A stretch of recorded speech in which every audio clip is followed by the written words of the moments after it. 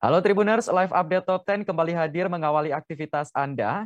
Edisi kali ini kami akan menyajikan 10 informasi, baik dari dalam negeri maupun mancanegara yang tengah menjadi sorotan. Bersama saya Agung Laksono, kita jelang Live Update Top 10 selengkapnya. Kita awali berita pertama dari mancanegara. Tribuners, Rusia kembali menyerang Ukraina dengan menjatuhkan bom di kota Irpin pada Minggu 6 Maret kemarin. Akibat pengeboman ini, penduduk kota Irpin lari ketakutan dan berupaya menyelamatkan diri.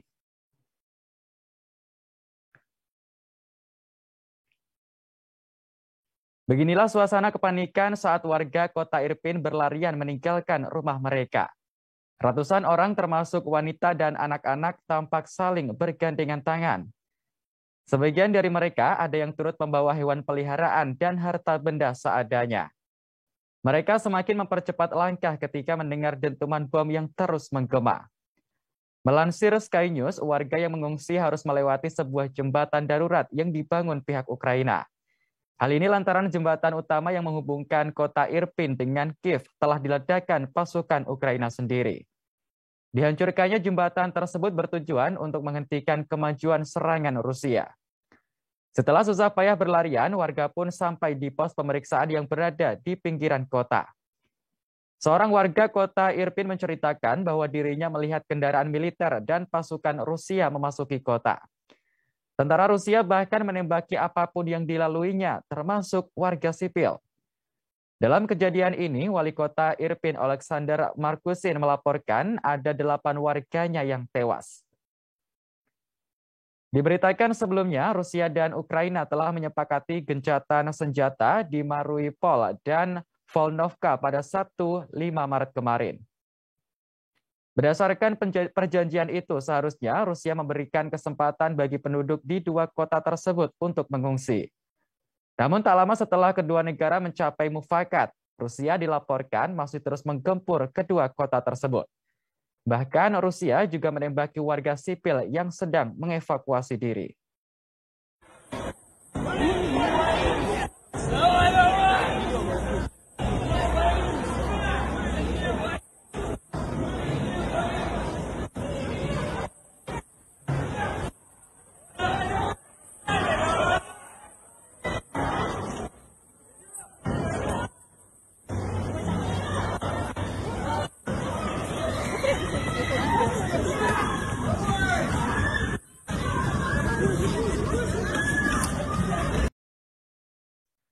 Presiden Ukraina Volodymyr Zelensky mengabarkan bahwa bandara sipil di Vinnytsia hancur diserang pasukan Rusia. Pihaknya pun kembali meminta negara-negara barat untuk memberlakukan zona larangan terbang di atas Ukraina. Hal ini bertujuan untuk mencegah lebih banyak serangan Rusia dari udara.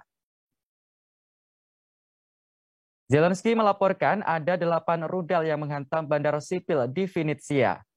Ia menggambarkan kondisi bandara tersebut saat ini hancur total. Tak hanya itu, Zelensky juga menyebut beberapa kota dan pangkalan udara di Ukraina telah dibom dengan rudal balistik. Melansir CNN Internasional, Vinnytsia berada di wilayah barat Ukraina Tengah.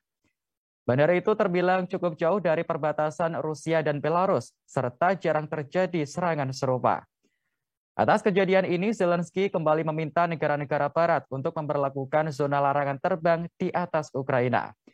Hal ini dimaksudkan untuk mencegah semakin meluasnya serangan Rusia dari udara. Jika permintaan itu tidak dikabulkan, Zelensky memohon agar dikirimkan pesawat agar penduduk Ukraina bisa melindungi diri. Seperti diketahui, sebelumnya NATO menolak permintaan Zelensky untuk memberlakukan zona larangan terbang di udara Ukraina dari pesawat Rusia. Sekjen NATO Jens Stoltenberg mengatakan bahwa pihaknya tak akan ikut campur dalam konflik Rusia dan Ukraina. Menurutnya, jika NATO menerapkan zona larangan terbang, maka konflik bisa semakin meluas. Hal ini justru akan melibatkan banyak negara terlibat peperangan dan menambah penderitaan.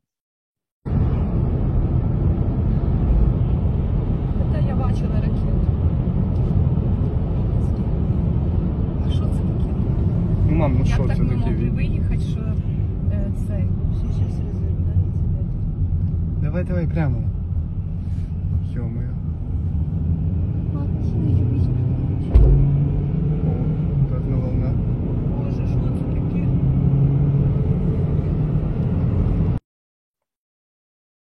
Hancurnya pangkalan udara di Ukraina membuat Presiden Volodymyr Zelensky meminta bantuan kepada Amerika Serikat.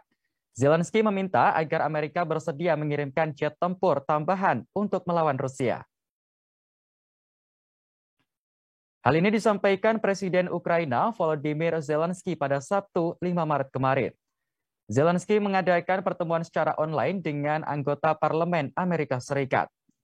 Dalam pertemuan tersebut, dirinya seolah sudah putus asa dengan keadaan negaranya. Zelensky bahkan menyebut pertemuan itu bisa saja menjadi yang terakhir kalinya. Meski begitu, orang nomor 1 di Ukraina ini menegaskan akan tetap berada di ibu kota Kiev. Bantuan dari Amerika sangat dibutuhkan olehnya untuk mengamankan wilayah udara Ukraina, baik melalui zona larangan terbang yang diberlakukan oleh NATO maupun memfasilitasi lebih banyak pesawat tempur. Dengan bantuan itu, Ukraina yakin akan mampu mempertahankan diri. Selain itu, Zelensky juga memohon kepada Amerika Serikat agar memotong impor minyak Rusia. Menanggapi permintaan ini, Amerika Serikat sedang mempertimbangkan sejumlah skenario untuk mengirimkan jet tempur agar tidak memancing emosi Rusia. Sebelumnya, Zelensky telah memohon NATO untuk memberlakukan zona larangan terbang di langit Ukraina selama berhari-hari. Namun NATO menolak secara tegas permohonan itu. Pihak NATO menilai pemberlakuan zona larangan terbang justru akan membuat konflik semakin meluas.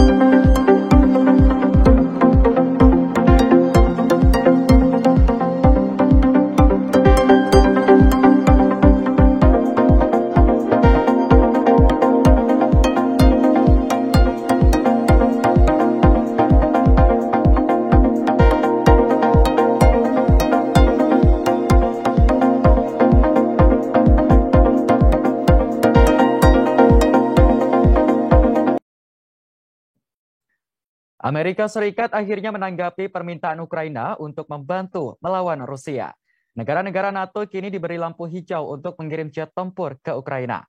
Keputusan ini diambil setelah Amerika Serikat berdiskusi dengan Polandia. Hal ini disampaikan Menteri Luar Negeri Amerika Serikat Antony Blinken di acara Face Nation yang ditayangkan oleh CBS pada Minggu 6 Maret. Blinken mengatakan keputusan untuk mengirim jet tempur ini dilakukan dengan pertimbangan yang matang agar tidak memancing emosi Rusia. Skenario yang direncanakan yakni bekerja sama dengan Polandia. Pihak Amerika Serikat berjanji akan mengganti setiap pesawat tempur milik Polandia yang dikirim ke Ukraina. Rencananya Polandia akan mengirim jet-jet tempur MiG untuk digunakan Angkatan Udara Ukraina.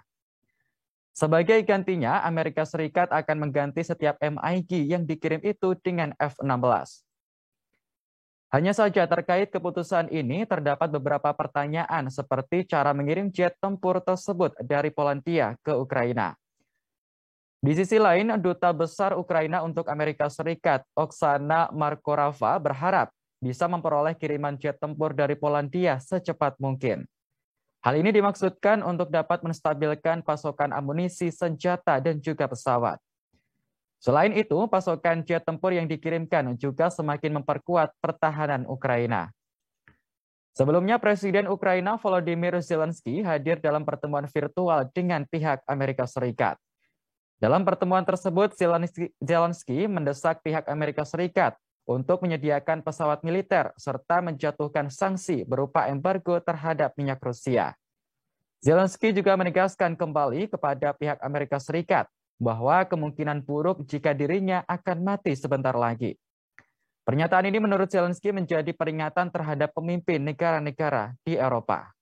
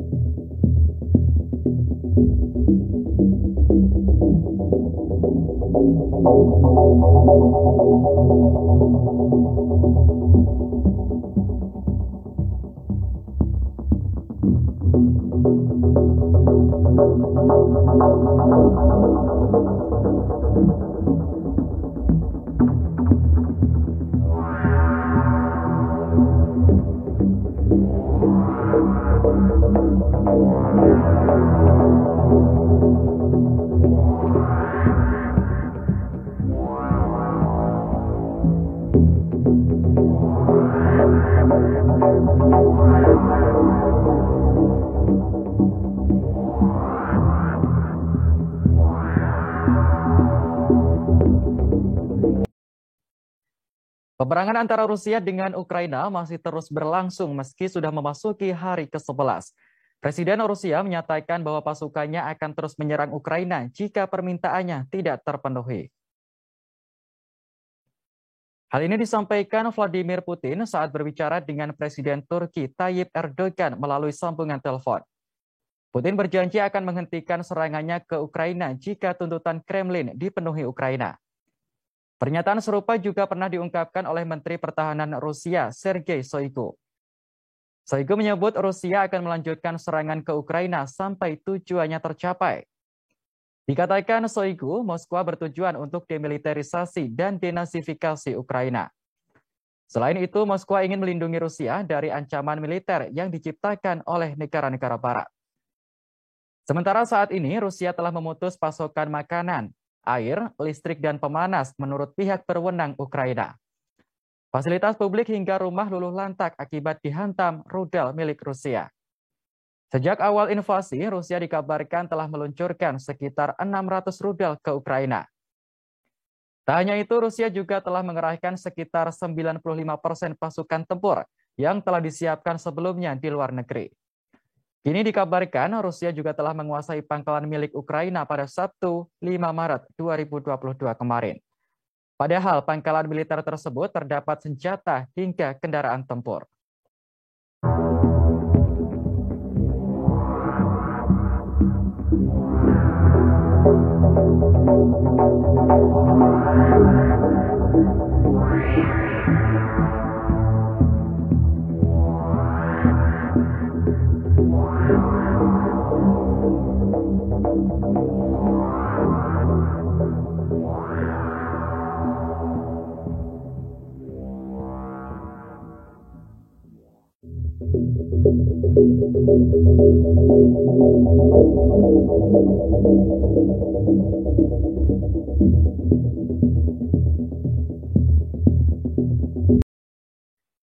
Kita beralih ke informasi dalam negeri. Tribuners, 1 dari 8 korban tewas akibat pembantaian kelompok kriminal bersenjata atau KKB di Papua ternyata anak kepala suku. Ayah korban lantas mengecam tindakan anarkis yang dilakukan KKB hingga menewaskan putranya. Korban diketahui bernama Baby Tabuni, anak dari kepala suku di Ilaga, Abeloni Tabuni. Abeloni tampak begitu terpukul atas tewasnya sang anak. Dia kemudian memperingatkan KKB untuk tidak lagi datang ke wilayahnya. Bahkan ia meminta KKB Papua untuk meninggalkan wilayahnya dan pergi jauh-jauh. Abeloni juga mengimbau warga setempat untuk ikut mengecam dan melawan aksi KKB Papua. Menurut Abeloni, anaknya setiap hari bekerja memasang dan memperbaiki jaringan tower. Akan tetapi sang anak tewas pada Rabu 2 Maret kemarin setelah diserang dan ditembak KKB. Dari pengakuan korban selamat, Nelson Sarira, saat itu mereka sedang memperbaiki Tower Base Transceiver Station atau BTS 3 Telkomsel. Tiba-tiba saja kawanan KKB menghampiri base camp mereka. Nelson pun langsung kabur dan lari ke arah jurang, namun 8 temannya tak sempat melarikan diri. Dikatakan Nelson, KKB langsung menyerang begitu saja di base camp pekerja. Pelaku penyerangan terhadap para pekerja itu kurang lebih berjumlah 10 orang. Mereka datang membawa parang hingga senjata api. Saat ini Nelson masih trauma berat karena melihat ke-8 temannya dibunuh oleh KKB. Satu anak ini, Baby Tabuni, sudah kena tembak. Tapi Baby Tabuni ini untuk jaringan, untuk pasang jaringan kompeten pundak. Jadi kena kena open baru kena tembak. Tapi open kena tembak itu pelengkalang, bukan kayak di Polri ada ini baru tembak, tidak. Orang cari jaringan Kabupaten Pundak di Lara. Itu orang pasang di Bioga di Batata. Baru anaknya kena tembak dari open dari Indan Jaya. Itu salah besar. Itu tuan dia tuh nanti kucik lagi. Tidak ada datang di sini. Itu Kabupaten Pundak ini jangan ganggu datang. Kalau lawan dia dengan ada senjata boleh. Tapi masyarakat jangan tembak-tembak itu. Itu tidak langgar itu. Itu Tuan ala wakili pemiliter. Jadi jadi langkah-langkah itu. Tidak usah datang di Kabupaten Pundak ini. Saya kepala suku Pesak di Kabupaten Pundak Ilara.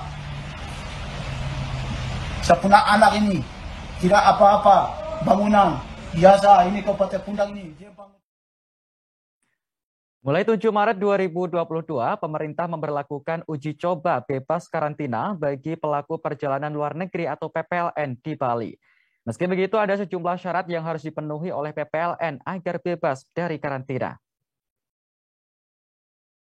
Kebijakan bebas karantina berlaku bagi PPLN yang datang melalui jalur udara maupun laut menuju pintu masuk ke Bali. Hal tersebut disampaikan Gubernur Bali, Wayan Koster pada Jumat 4 Maret 2022. Wayan mengatakan kebijakan bebas karantina ini adalah hasil rapat koordinasi yang dipimpin oleh Menteri Koordinator Bidang Maritim dan Investasi, Luhut Binsar Panjaitan. Adapun sejumlah syarat yang harus dipenuhi PPLN agar bisa bebas masuk Bali tanpa karantina, yakni PPLN harus sudah divaksin lengkap atau booster dengan hasil tes swab PCR negatif sebelum keberangkatan. Kemudian PPLN harus memiliki bukti pelunasan sewa hotel minimal 4 hari di Bali. Ketika berada di pintu kedatangan Bali, PPLN diminta untuk mengikuti tes swab PCR. Jika dinyatakan negatif, maka PPLN dapat mengunjungi seluruh destinasi wisata di Bali. Namun jika dinyatakan positif, maka PPLN diwajibkan mengikuti isolasi di hotel. Tak hanya memberlakukan kebijakan masuk Bali tanpa karantina, pemerintah juga memberlakukan visa kunjungan saat kedatangan mulai 7 Maret 2022. Pemberlakuan layanan ini dikhususkan bagi PPLN yang datang dari 23 negara di dunia. Beberapa di antaranya yakni Australia, Amerika Serikat, Inggris, hingga Belanda. Kebijakan ini diberlakukan demi memudahkan para PPLN yang hendak berwisata ke Bali. Pemerintah juga berharap industri pariwisata di Bali bisa kembali bangkit setelah 2 tahun lesu terdampak pandemi. Langkah ini pun disambut baik oleh Menteri Pariwisata dan Ekonomi Kreatif, Sandiaga Uno.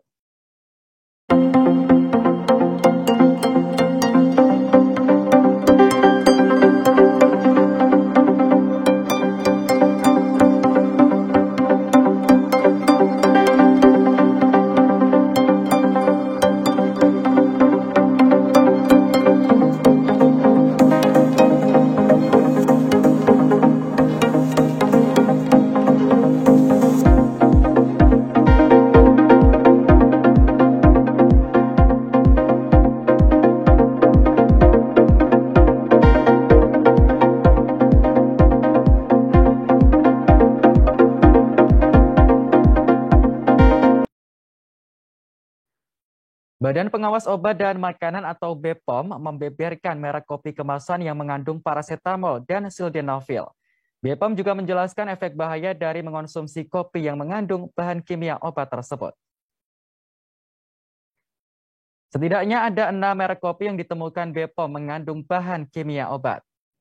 Di antaranya adalah kopi jantan, kopi celeng, dan kopi bapak.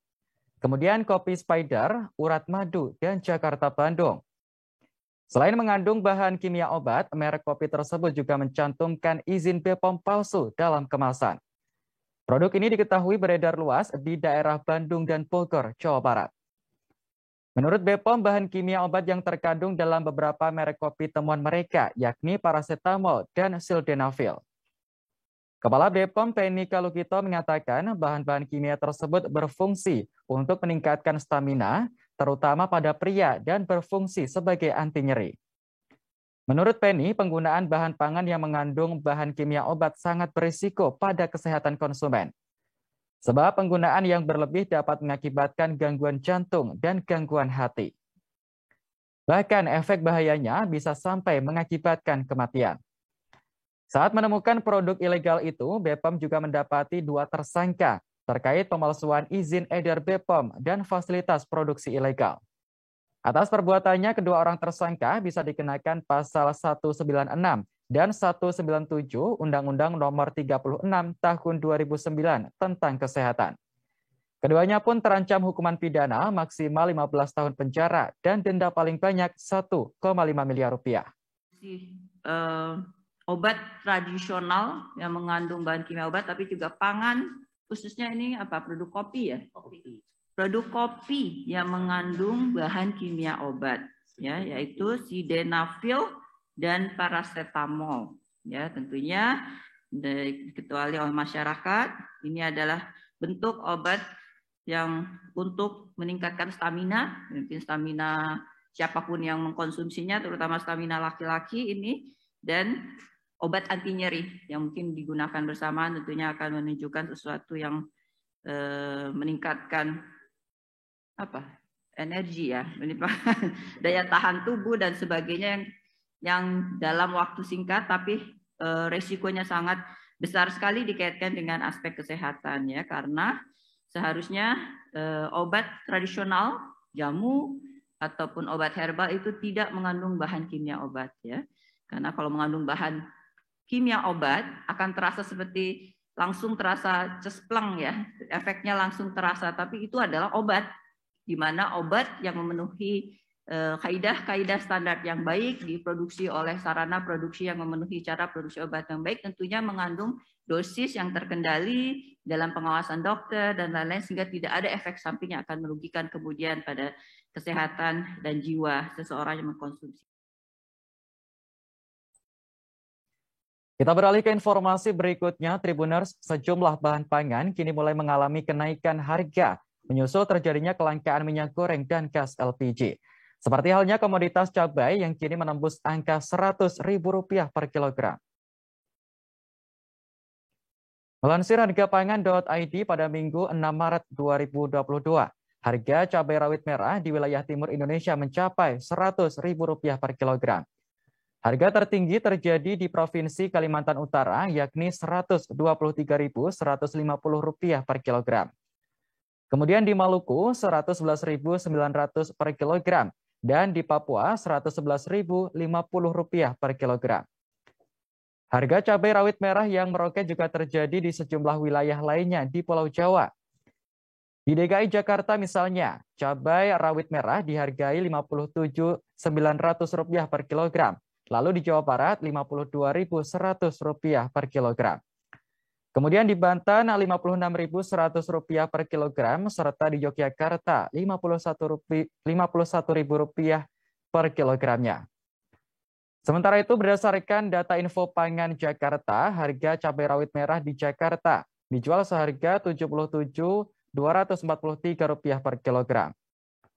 Harga ini naik Rp5.788 dibandingkan harga jual pada Jumat 5 Maret kemarin.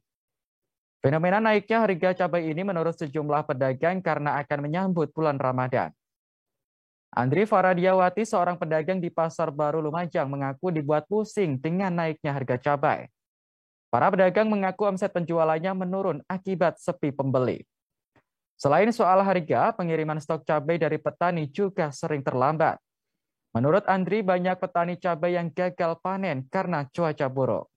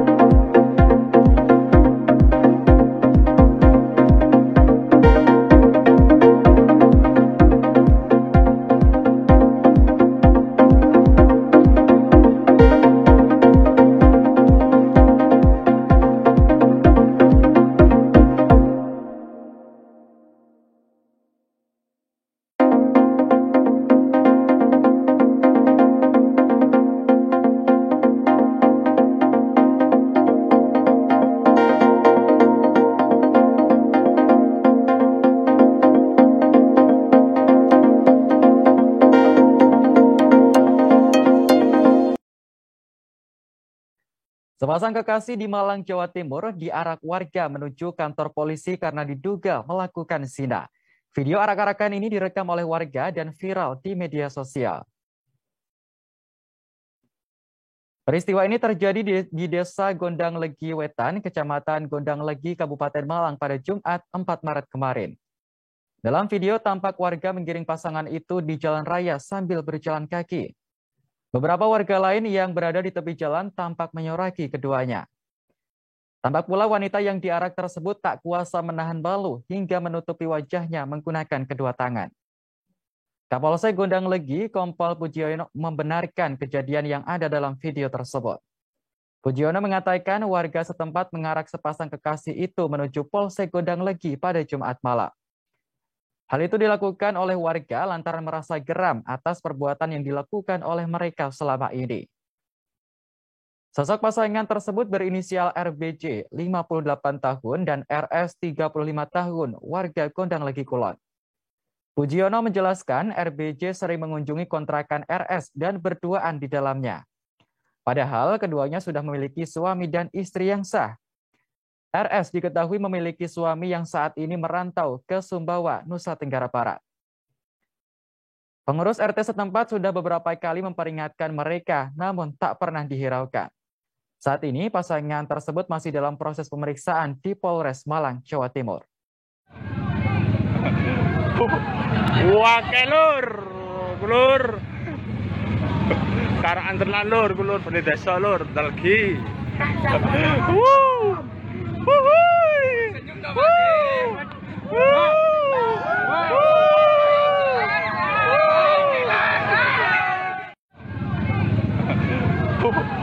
Wake lur, lur.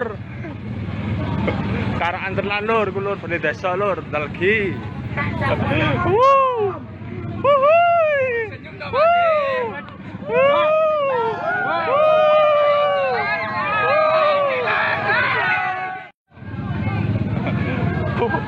Wake lur, lur. Baik Tribuners, informasi tadi sekaligus menutup jumpa kita dalam live update Top 10 kali ini. Jangan lupa untuk terus perbarui informasi Anda di kanal YouTube Tribun News.